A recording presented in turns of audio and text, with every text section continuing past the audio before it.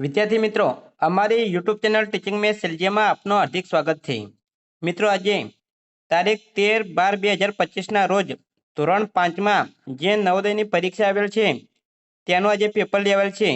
તે ઓરિજિનલ પેપરનું આજે આપણે સંપૂર્ણ અને સચોટ સોલ્યુશન કરીશું। જો મિત્રો તમે પૂરેપૂરો વિડીયો જોશો તો તમને અહીં સોલ્યુશનમાં ખ્યાલ આવશે।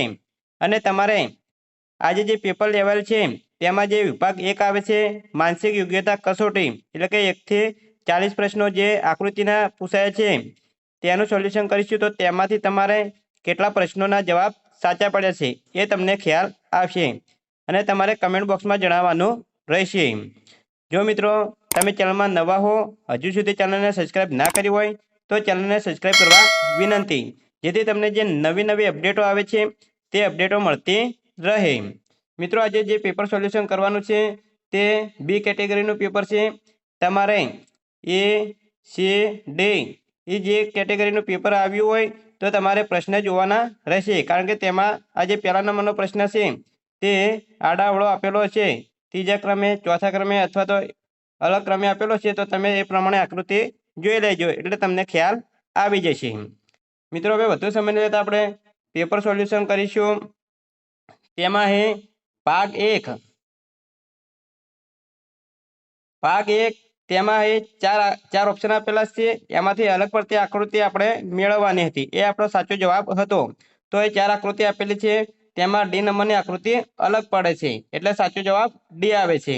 અહીં જે 90 અંશના ખૂણા બને છે, આકૃતિ એ, આકૃતિ 2 અને આકૃતિ સી, એમાં કાટકોણ ખૂણો આવેલા છે, જ્યારે આમાં ગુરુકોણનો ખૂણો આવેલો છે, માટે ડી આકૃતિ અલગ પડે છે। આગળ જોઈશું તો બીજા નંબરમાં વિદ્યાર્થી મિત્રો, એ જે એલ અક્ષર છે તે અરીસામાં જોવો તો આપણને આ રીતે જોવા મળશે। આર અક્ષર છે તેને અરીસામાં જોઈશું તો આ રીતે જોવા મળશે। કે અક્ષર છે તેને અરીસામાં જોઈશું તો આ રીતે જોવા મળશે। જ્યારે એસ અક્ષર છે તેને અરીસામાં જોઈશું તો આ રીતે આપણને મળતો નથી, એટલે સાચો જવાબ ડી આવશે, ડી અલગ પડે છે। ત્રીજા નંબરમાં અહીં વિદ્યાર્થી મિત્રો જે આકાર આપેલો છે તેના સરખા 2 ભાગ પાડેલા છે। અહીં રાઉન્ડના જે ત્રિકોણ આપેલા છે તેના 2 સરખા ભાગ પાડેલા છે, ચોરસ આપેલું છે તેના સરખા 2 ભાગ પાડેલા છે, જ્યારે સીમાં 2 સરખા ભાગ પડતા નથી, માટે સાચો જવાબ સી આવશે। ચોથા નંબરના પ્રશ્નમાં વિદ્યાર્થી મિત્રો અહીં જે આ ભાગ આપણને દેખાય છે તે 4 ખૂણા આપેલા છે 3માં, અહીં ત્રિકોણ છે એટલે આમાં 3 ખૂણા આપેલા છે, માટે એ નંબરનો સાચો જવાબ આવશે।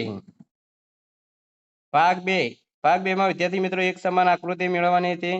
અહીં જે આપણને પ્રશ્ન ચિહ્નમાં જે આકૃતિ આપેલી છે તેવી 4 ઓપ્શનમાં હશે તે આપણો સાચો જવાબ છે, એટલે કે આ પ્રમાણે આકૃતિ આપણને સીમાં જોવા મળે છે, એટલે સાચો જવાબ સી આવશે।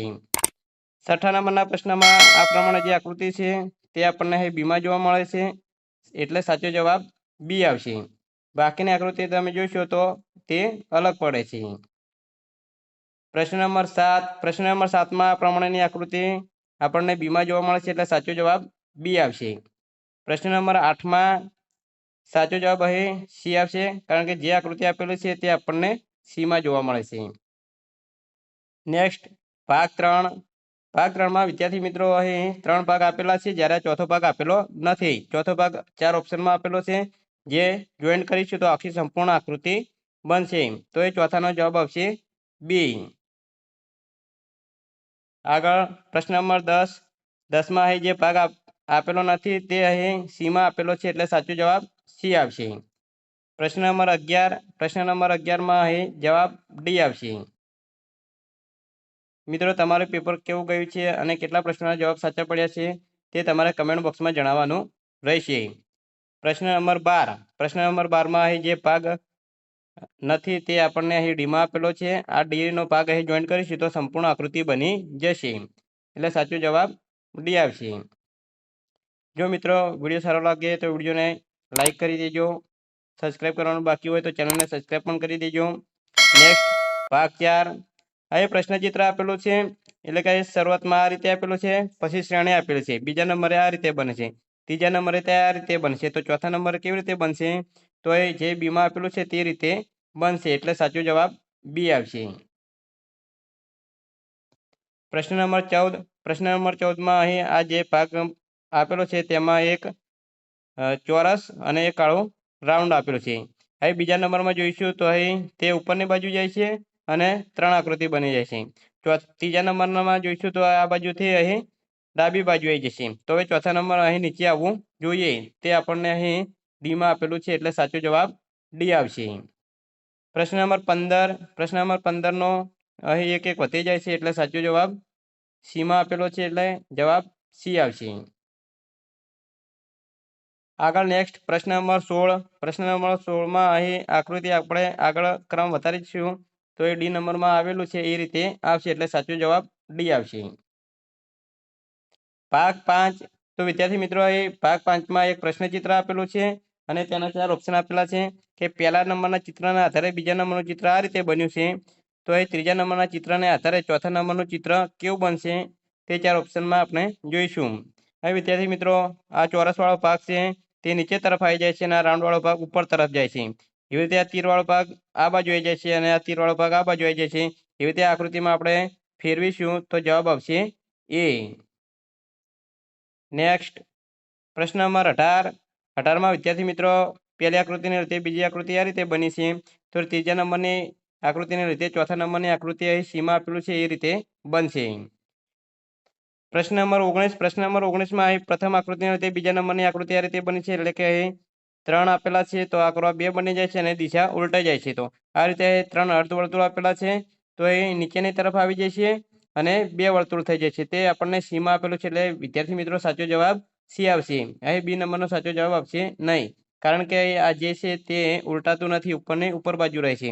જ્યારે આ બીજા નંબરની આકૃતિમાં તો શું એની વિરુદ્ધ દિશામાં જાય છે તીર, તો આ પણ જે અર્ધવર્તુળ છે એની વિરુદ્ધ દિશામાં જવા જોઈએ, જે સીમાં આપેલા છે, એટલે સાચો જવાબ સી આવશે.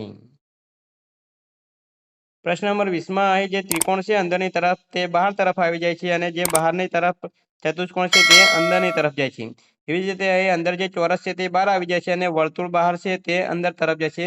એ આકૃતિ એમાં જોવા મળે છે, એટલે સાચો જવાબ એ આવશે. ભાગ 6. તો વિદ્યાર્થી મિત્રો ભાગ 6માં એક પ્રશ્નચિત્ર આપેલો છે, તેમાં એક ભાગ આપેલો નથી, તો એ ભાગ કેવી રીતે આવશે 4 ઓપ્શનમાં આપણે મેળવવાનો છે. આ આકૃતિને આપણે પેન્સિલ અથવા ફૂટપટ્ટીની મદદથી આકાર સંપૂર્ણ બનાવીશું અને જે તેની બોર્ડર ઉપર છે તેની બોર્ડર પર ખૂટી જઈશું, તો આવો ભાગ આપણને જે 4 ઓપ્શનમાં જોવા મળશે એ સાચો જવાબ હશે. એટલે આવો ભાગ આપણને એમાં જોવા મળશે, એટલે સાચો જવાબ એ આવશે. તમે મિત્રો ફૂટપટ્ટીનો ઉપયોગ કરશો તો તમને આ રીતે આકાર જોવા મળશે. અહીં એક ભાગ આપેલો નથી, તે ભાગ આપણે મેળવવાનો છે. પ્રશ્ન નંબર 22. 22માં અહીં જે ભાગ આપેલો નથી તે આપણને બીમાં જોવા મળે છે, એટલે સાચો જવાબ બી આવશે. પ્રશ્ન નંબર 23માં અહીં સાચો જવાબ બી આવશે. આગળ જોઈશું તો પ્રશ્ન નંબર 24. પ્રશ્ન નંબર 24માં અહીં આપણે પૂરી આકૃતિ દોરીશું સંપૂર્ણ, તો આવો ભાગ આપણને જોવા મળશે, તો સાચો જવાબ બી છે. ભાગ 7. ભાગ 7માં વિદ્યાર્થી મિત્રો અહીં એક્સ વાય અરીસો આપેલો છે, તો આ આકારને આપણે અરીસામાં જોવાનો છે, તો કેવો દેખાશે તે 4 ઓપ્શનમાં જોઈશું. તો આ ભાગ જે છે તે આપણને આ અહીં જોવા મળશે અને આ ભાગ છે તે પાછળ જોવા મળશે, એટલે કે બી નંબરમાં જે આકૃતિ છે તેવી જોવા મળશે. સાચો જવાબ બી છે. આગળ અહીં પ્રશ્ન નંબર 26. પ્રશ્ન નંબર 26માં સાચો જવાબ બી આવશે. પ્રશ્ન નંબર 27 તેમાં સાચો જવાબ બી આવશે. આગળ અહીં પ્રશ્ન નંબર 28 તેમાં સાચો જવાબ એ આવશે. ભાગ 8. તો ભાગ 8માં વિદ્યાર્થી મિત્રો અહીં એક ચોરસ આપેલો છે, એનો ચોથો ભાગ વાળેલો છે, તો એને ખોલવાનો છે, તો આ રીતે અહીં ખોલીશું એક વખત તો અડધો આકાર બનશે, ફરીથી અડધા આકારને ખોલીશું તો આખે ચોરસ આકાર બની જશે. તો તે કેવો દેખાશે તે આપણને 4 ઓપ્શનમાં આપેલો છે, તો આ આકારને આપણે ખોલીશું તો આપણને સીમાં આપેલું છે તે રીતે જોવા મળશે, એટલે સાચો જવાબ સી આવશે. તે જ રીતે પ્રશ્ન નંબર 30. પ્રશ્ન નંબર 30માં સાચો જવાબ બી આવશે.